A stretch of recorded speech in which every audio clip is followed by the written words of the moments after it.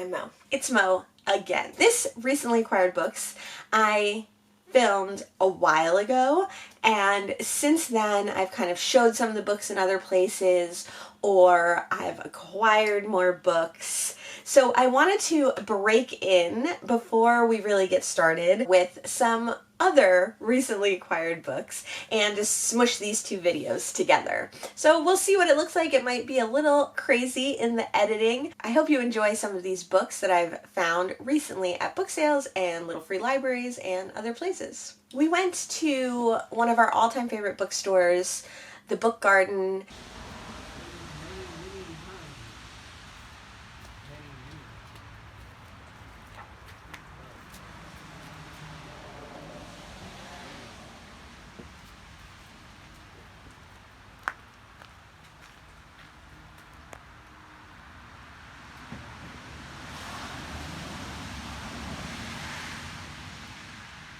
It is a great, vast, used bookstore.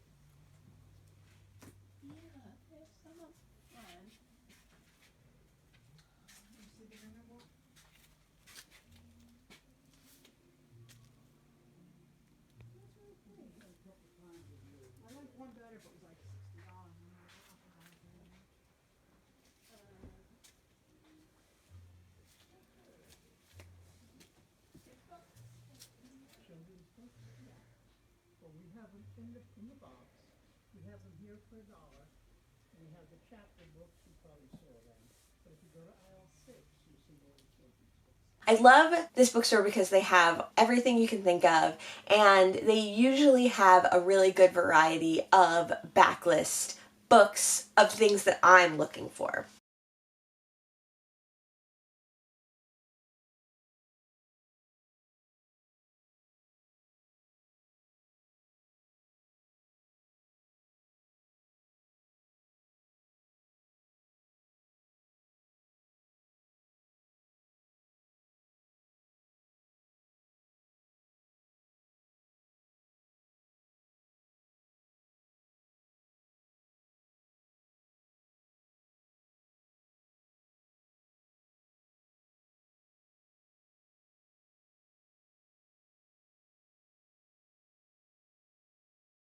One of the P.D. James that I got was by P.D. James and T.A. Critchley, and it is The Mall and the Pear Tree. This is actually a nonfiction true crime book.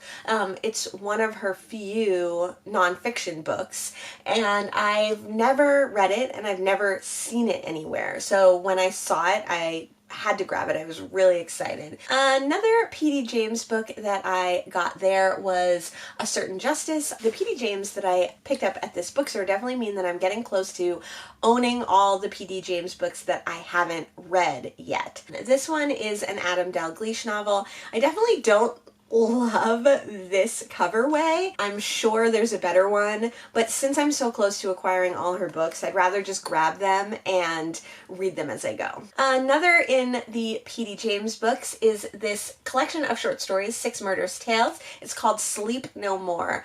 This is kind of a newer little hardcover version. It's very short, and there's 6 short stories in it. I've only read one of her short story collections before, but I really enjoyed it. There were a lot of slightly water damaged books, and I got 2 more P.D. James. I got A Taste for Death and Original Sin.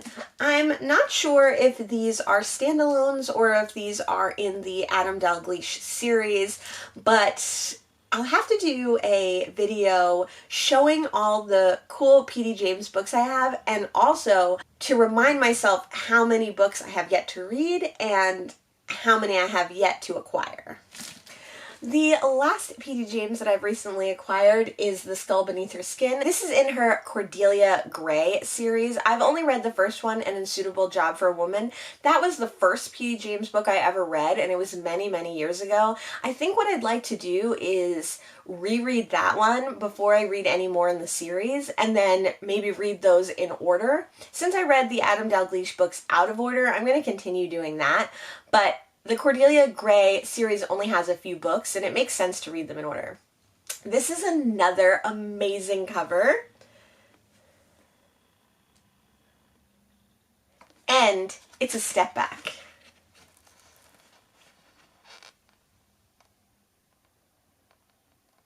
How crazy is that?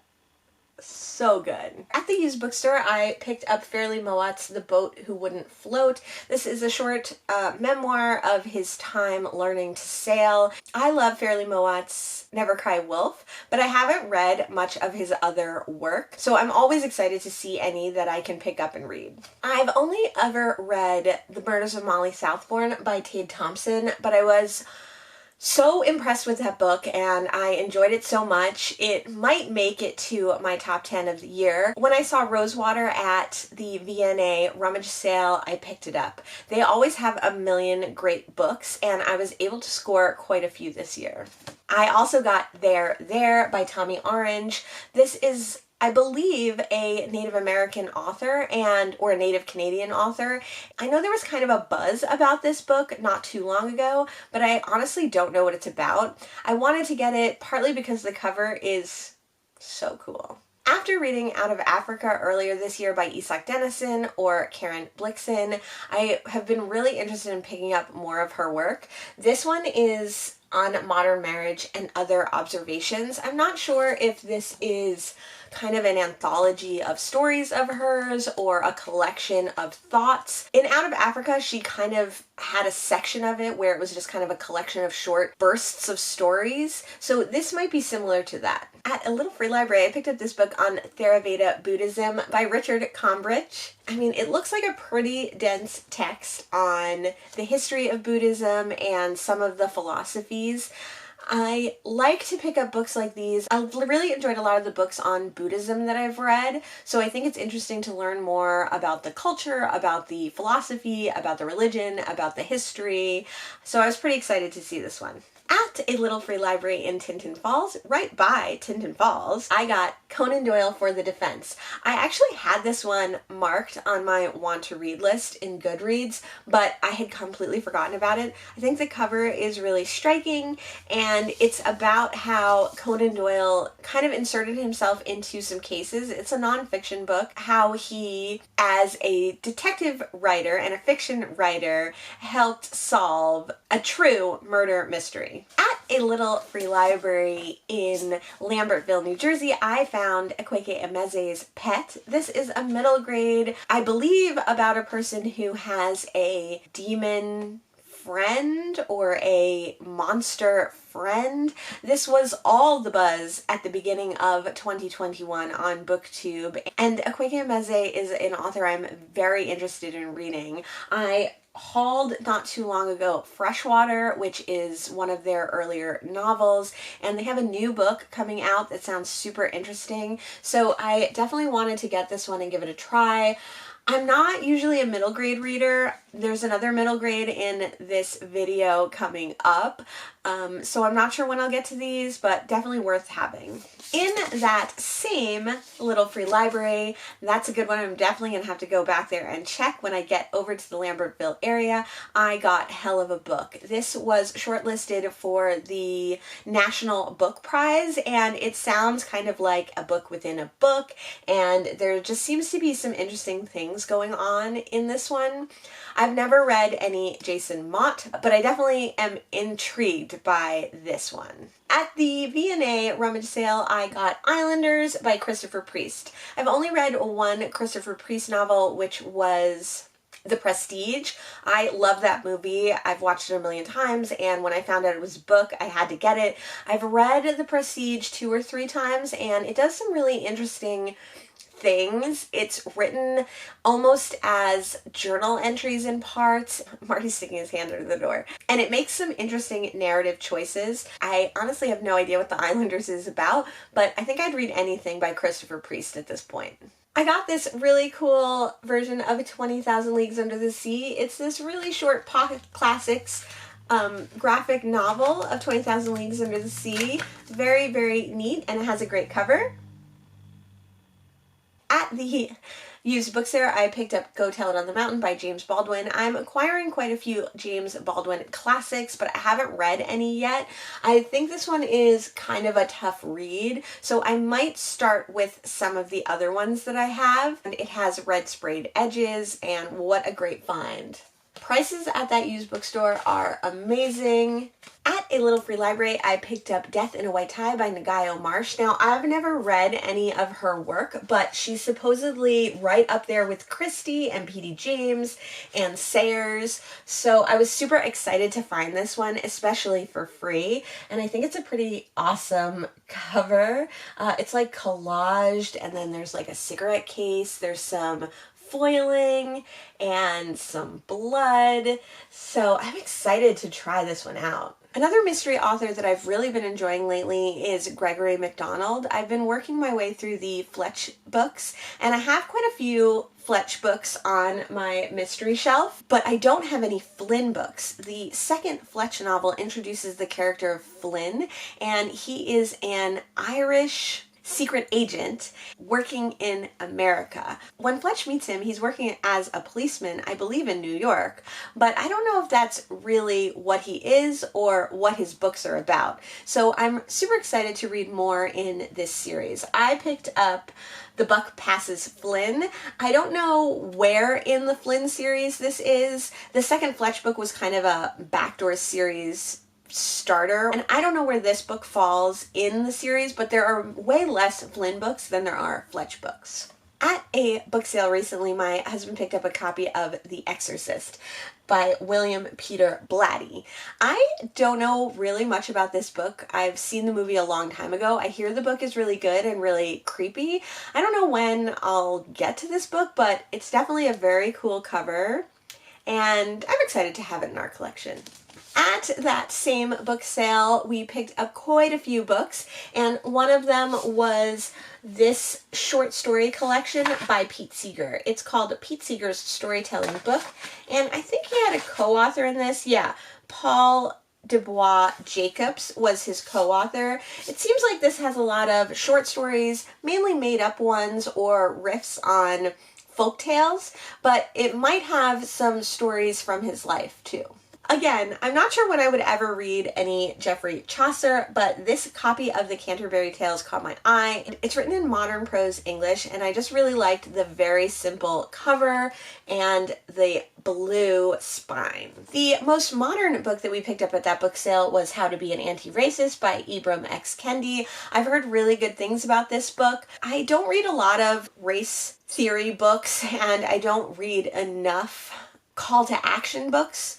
I don't know when I'll get to this one, but because it was there, I definitely wanted to grab it. At my most local little free library, I recently found 3 in the Inspector Thanet series by Dorothy Simpson. I read 6 Feet Under last year, and although there was a kind of shocking cat death in that book, I was interested to pick up more of the books. I wasn't seeking them out, but it looks like someone in my neighborhood is also reading this series, and they're leaving them in little free libraries near me. Another book that I picked up in a little free library in Margate, New Jersey is What Are You Going Through by Sigrid Nunes. I picked this one up because it had a cat on the cover, and also it was described as a person going through their life and meeting other people and thinking about their lives. That sounds like kind of the perfect book for me. Other than that, I don't know anything about this author or about this book. I recently found this Thomas Pynchon book in one of my little free libraries. This seems to be a fabulism style, perhaps magical realism, perhaps surrealist book. Most of his books seem to be that way, and they also seem to be satires. I'm not entirely sure what Bleeding Edge is about, and I've only ever read one Thomas Pynchon book, but I loved that book so much. It was The Crying of Lot 49, and ever since then, I've picked up any books that I've seen of his so that I could try another one. I got The Samurai's Garden by Gail Tsukiyama. I've read one of her books. I recognize her name, but it was when I was much, much younger, and I can't recall which one it was. I don't think it was this one, but she writes historical fictions set in Japan, so I definitely thought it was worth grabbing. It's also very short. I found the Radleys by Matt Haig at a local book sale. This is about vampires, I guess, and Matt Haig is well known for The Midnight Library and The Humans. I started reading The Humans on audiobook earlier this year, and I kind of petered off with it. I definitely DNF'd it for now. His style and his reputation are interesting enough that I wanted to grab this one when I saw it. I've never heard of Drifts by Kate Zambrino, but I loved this cover. I thought it was really beautiful, the black and white water and then the very buttery yellow. I don't know what this book is about, but I couldn't resist it. I haven't read any Dorothy L. Sayers, but she is often compared to Agatha Christie. This is The Nine Tailors, which is a Lord Peter Wimsey series. I think Mara from books like Whoa really likes the Lord Peter Wimseys. I think she likes the short stories more than she likes the novels, and I'm not sure if this is a collection of stories or if this is a novel of Lord Peter Wimsey, but I definitely wanted to grab it. At one of the book sales that I went to recently, I got Ceremony by Leslie Marmon Silco. She is an American Indigenous writer. I don't really know anything about this book except that I think it's like a coming of age story and it might have like auto-fiction elements in it. I don't think I've ever actually read a book by an American Indigenous author. I have picked up a couple this year, so I wanted to put this kind of with those. I got Girls at War and Other Stories by Chinua Achebe. I know that this author is most famous for Things Fall Apart, which is now a modern classic. I know that this author is of African heritage and I know that they were born in Africa, so I'm interested to read this very short story collection. Another book that was basically a cover grab was Long Division by Kesey Layman. I have no idea what this book is about, but I loved the cover. It does have that kind of like rubbery jacket, which I don't love. It does have French flaps, which is cool, and I just thought it was so pretty. I did recently see a booktuber reading this, and it made me more interested, but I've already forgotten what the book was about.